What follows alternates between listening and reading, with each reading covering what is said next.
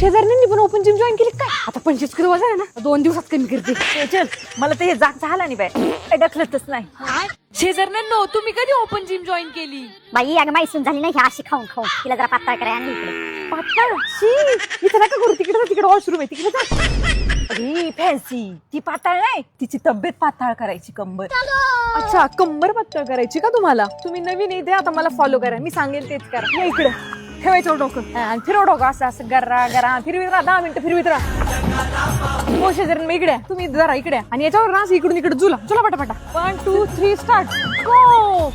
ये असंच करीत राहा, असंच करीत राहा. बाया डोकं फिरायची वाली आली. पेन्सिल काही सांगितली काय माहिती. हे काय माझ्या जॉग नाही बाई.